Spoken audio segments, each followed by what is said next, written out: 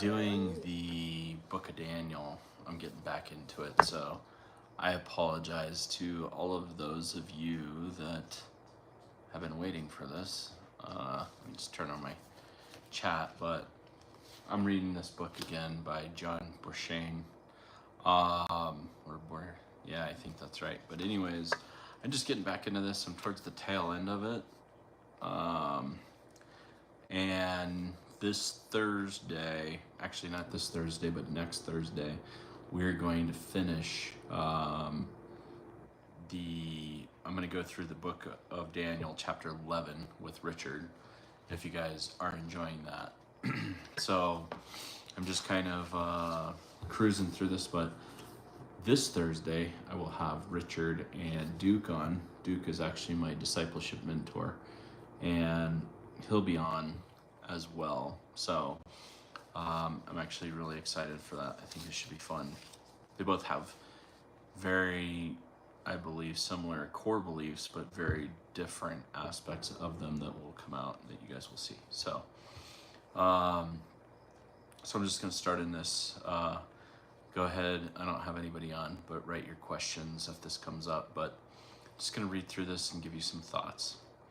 It says, but there is a reason for the struggle the people of Israel will endure before that happens. We must trust God even in the suffering.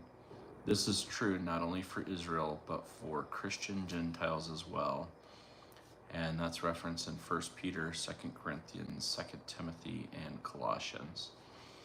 Jeremiah the prophet said that Israel would go into captivity for 70 years. Daniel had read that. The 70 years had come to an end. Daniel fully expected that all of the land of Israel would be restored, and that the city of Jerusalem would be rebuilt, and the temple would be refurbished, and all of the people in captivity would return. But only 50,000 or fewer people had returned to Israel, and more than 80,000 stayed in the land of captivity. Those who stayed behind were solidly entrenched in a pagan lifestyle, and they really weren't interested in returning to the broken down land they had left. They remained behind in disobedience, unwilling to make the 900-mile journey in faith. And so, this was not the end of their chastening. It was only the beginning. The Greeks, Romans, Ottomans, and many others will be used by God until the second coming of Jesus Christ.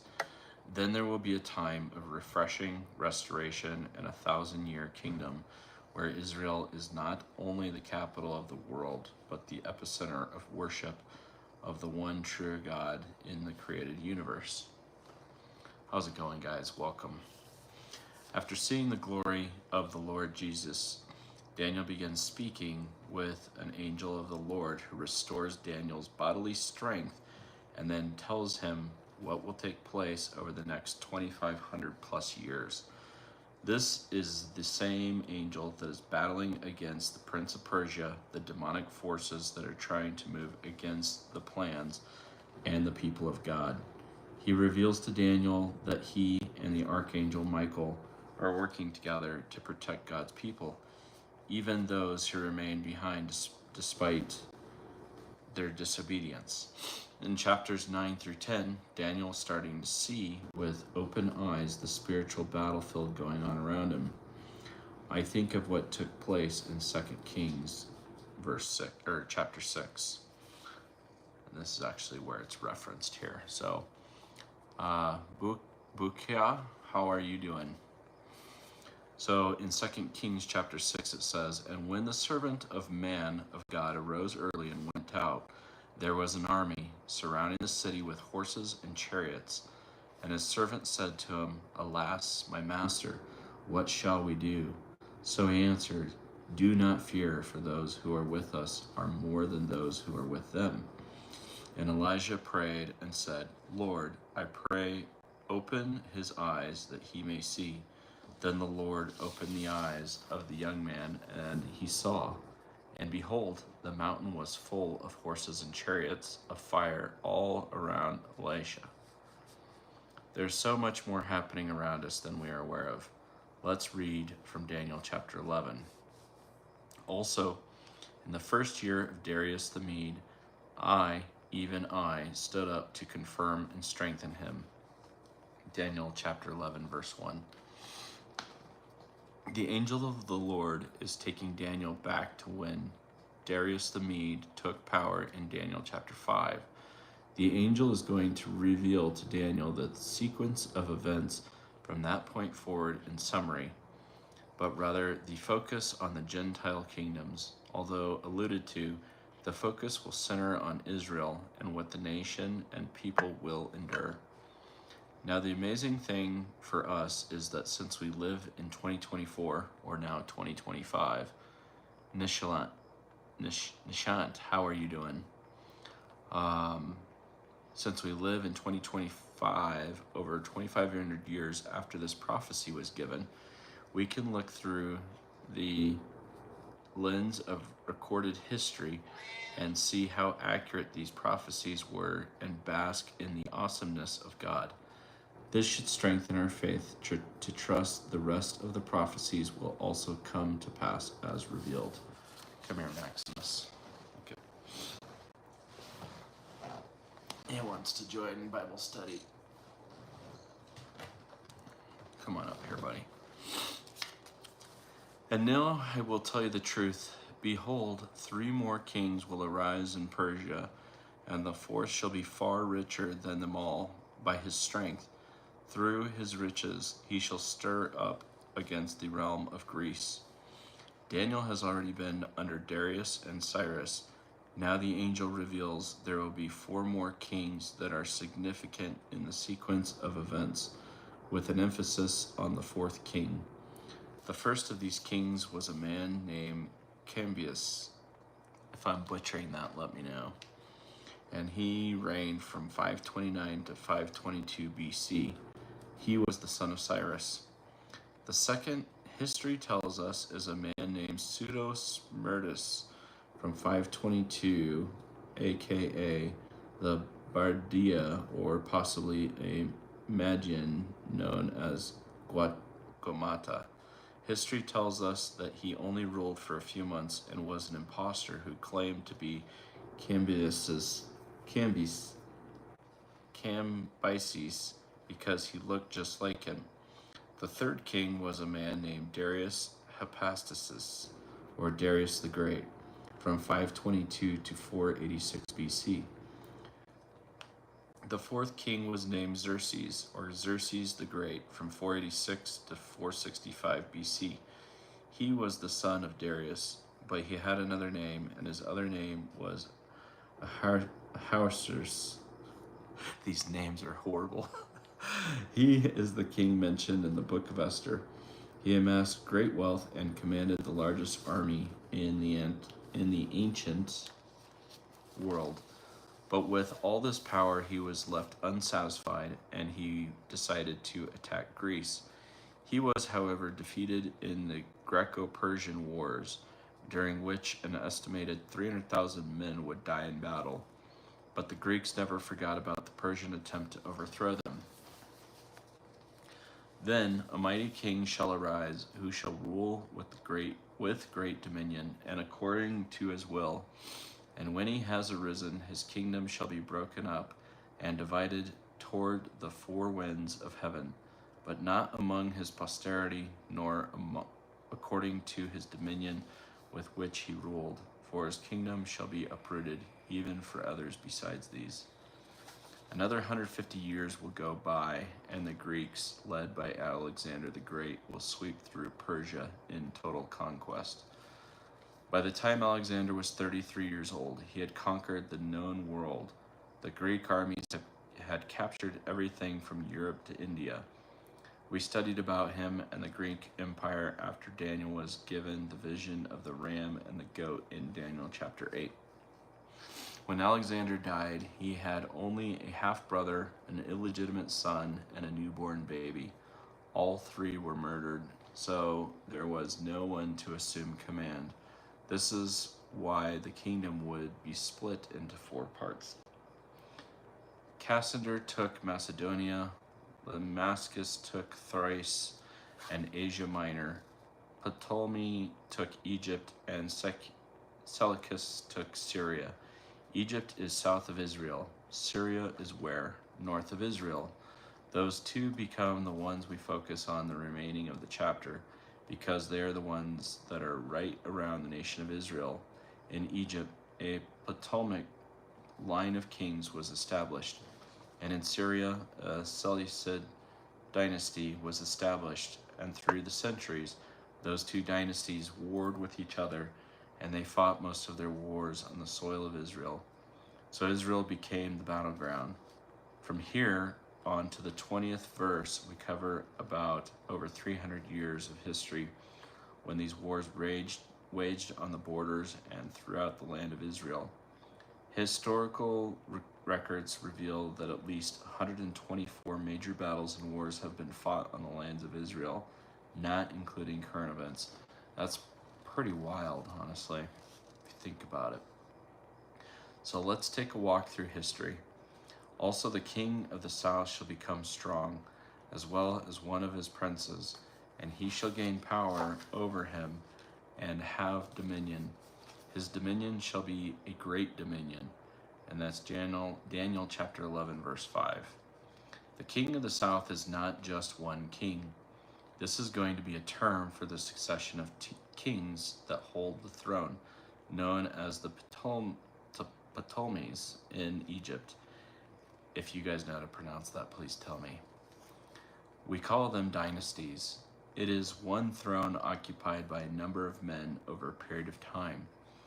And at the end of some years, they shall join forces, for the daughter of the king of the south shall go to the king of the north to make an agreement, but she shall not retain the power of her authority, and neither he nor his authority shall stand, but she shall be given up, and those who brought her with them, who begot her, and with him who strengthened her in those times. But from a branch of her roots one shall rise in his place. Who shall come with an army, enter the fortress of the king of the north, and deal with them and prevail? And he shall also carry their gods captive to Egypt, and their princes and the precious articles of silver and gold. And he shall continue more years than the king of the north. That's in Daniel chapter 11, verses 6 through 8. The Seleucid dynasty is built in the north. The Ptolemaic dynasty is built in the south. The Ptolemaic dynasty starts out a little more powerful, but it doesn't take very long until the north becomes more powerful as the expansion of the north develops. Finally, the two realize the tension that's existing, and so in verse 6 it says they're going to make an alliance. And how do they do it? This was the old way to make an alliance. The king's daughter of the south comes to the king of the north to make an agreement. You give your daughter to the nation you want to make a treaty with. She marries the guy, and you hope that makes the right kind of relationship. And that's exactly what happened. Antichrist Theos, can you imagine taking the name Antichrist Theos? Theos means God. Here is another pride-filled man. Antiochus Theos, who was the third king of Syria, needed to make a treaty with Egypt. The king of Egypt was a man named Ptolemy Philadelphus. So Antiochus decided that what he wanted to do was to marry the daughter of the king of Egypt, or the king of the south. Unfortunately, he was already married. So out of political concerns, he divorced his wife and married the daughter of the southern king. Wonder how that went over. Her name was Bernice. Well, his wife wasn't thrilled about it, so she murdered his new wife. I'm not surprised. She not only murdered his new wife, but she murdered all her attendants too. Then she poisoned Antiochus to death. The Seleucid king, Antichrist Theos, is now dead, and another man named Calonisius takes his place. However, verse 7 says that from a branch of her roots, one shall arise in his place. Well, a brother of Bernice maybe is what it actually says, shows up with his army and defeats Calonisius out of revenge. Verse 8 says that he carries away the idols with precious articles of silver and gold. And wouldn't you know it, that's exactly what happened according to history. Ptolemy Euergetes was from 246 to 222 BC. Took 40,000 talents of silver, 2,500 idol statues, and the list goes on and on. Look at how accurate this prophecy is. Daniel is hearing of this kind of detail 300 years before these events happened. Also the king of the north shall come to the kingdom of the king of the south, but shall return to his own land. However, his son shall stir up strife and assemble a multitude of great forces, and one shall certainly come and overwhelm and pass through. Then he shall return to his fortress and stir up strife. So at this point, the ruling kingdom between Egypt and Syria is Egypt, Syria in disarray. Oh, is Egypt. Syria is in disarray. But a man named Antichrist the Great from 220 through, here, check out Lexus, he wants to join. Hi, buddy. Enjoying your haircut? But a man named Antichrist the Great comes to power in Syria. He was one of the sons of the defeated king of the north. History tells us he had 68,000 soldiers, and with his army he moves through Israel to attack Egypt. However, the king of the south, Philometor, had an equal-sized army of about 73,000 men, with 5,000 cavalry and 73 elephants. Who knew you could take the elephants into battle, but I guess I remember seeing that or hearing about it. And the king of the south shall be moved with rage and go out and fight with him, with the king of the north, who shall muster a great multitude. But the multitude shall be given into the hand of his enemy. When he has taken away the multitude, his heart will be lifted up, and he will cast down tens of thousands, but he will not prevail. For the king of the north will return and muster a multitude greater than the former, and shall certainly come at the end of some years with a great army and much equipment. Let me turn this back over here. The king of the north, Antichrist the Great, lost 10,000 foot soldiers, 300 cavalry, and 5 elephants, according to historians like Polybius. But rather than just accept this defeat, the king of the north was incited to rearm, amass more soldiers, and battle against the king of the south once again 13 years later. Talk about holding a grudge. Just as this prophecy depicts. Now, in those times, many shall rise up against the king of the south. Also, violent men of your people shall exalt themselves into fulfillment of vision, but they shall fall. So the king of the north shall come and build a siege mound and take a fortified city, and the forces of the south shall not withstand him. Even his choice troops shall have no strength to resist, but he who comes against him shall do according to his own will, and no one shall stand against him. He shall stand in the glorious land, and that's capitalized for whatever reason, with destruction in his power. Here we are introduced to the people who are stuck in the middle between warring kingdoms, the people of God in the land of Israel. Some of the men of Israel decided it was time to act as revolutionaries to overthrow the rule of the southern kingdom. They wanted Judean independence. After all, after Persian rule, they came under Greek rule, and now they are stuck between warring kingdoms, and they just want to be left out of it. Can you imagine if Denver were trying to destroy Pueblo? Well, these revolutionaries decided to try and help Antichrist the Great to defeat Egypt in exchange for freedom. There were 2 cities on the north and the south of where we're at, because this author is writing in the city that I live in. Well, with their help, the king of the north mounts a siege, and they rout and they rout the south. But Antiochus the Great did not relinquish control. Now the Seleucids of Syria ruled over Israel. He shall also set his face to enter with the strength of his whole kingdom, and upright ones with him. Thus shall he do. And he shall give him the daughter of women to destroy it. But he shall not stand with him, or be for him. After this he shall turn his face to the coastlands, and shall take many.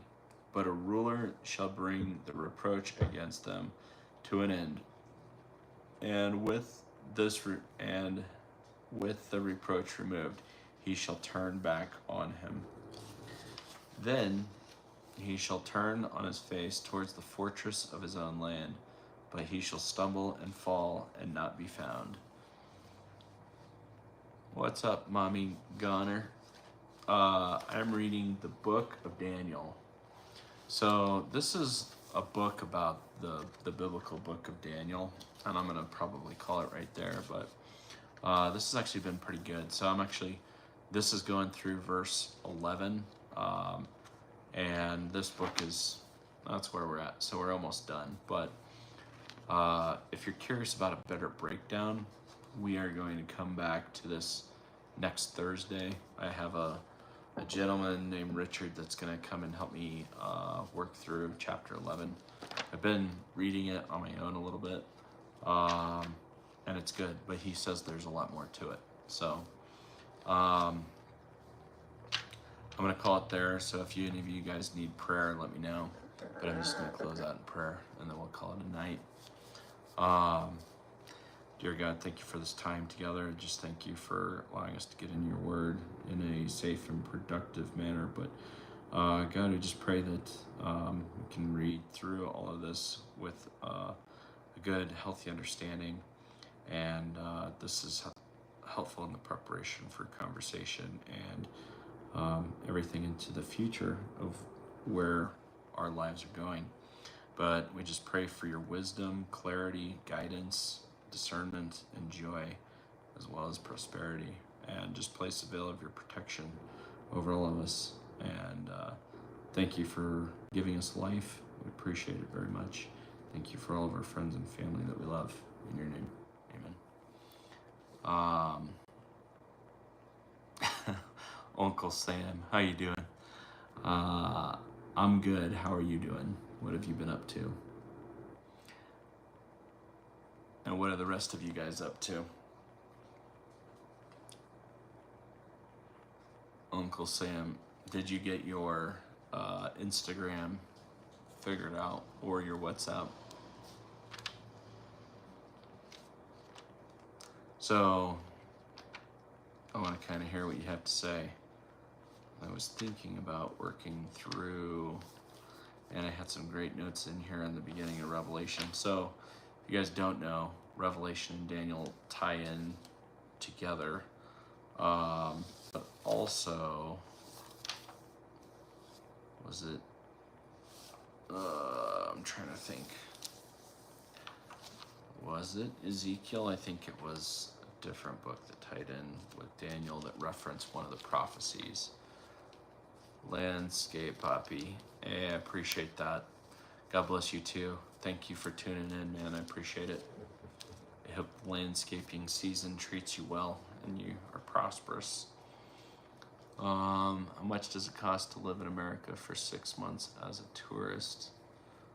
Well, depends where you're staying, Uncle Sam.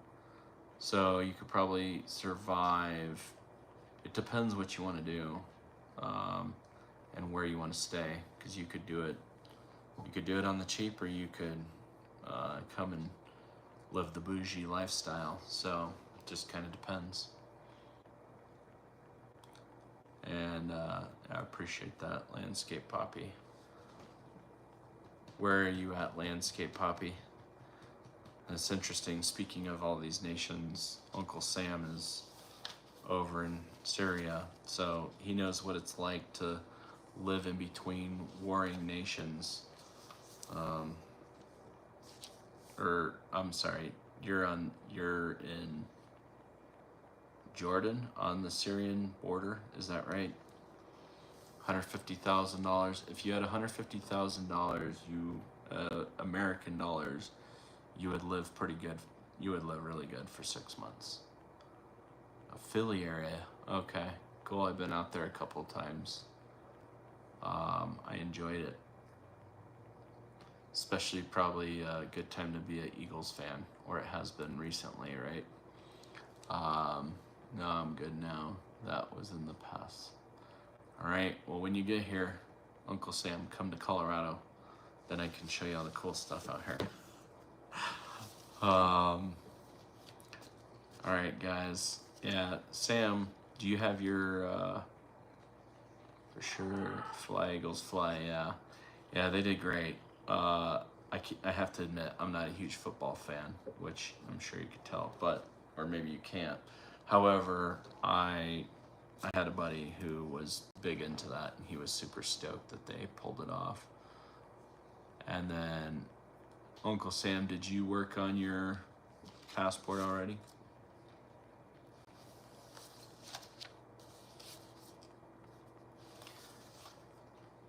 All right, I wish I had my computer so I could search some stuff.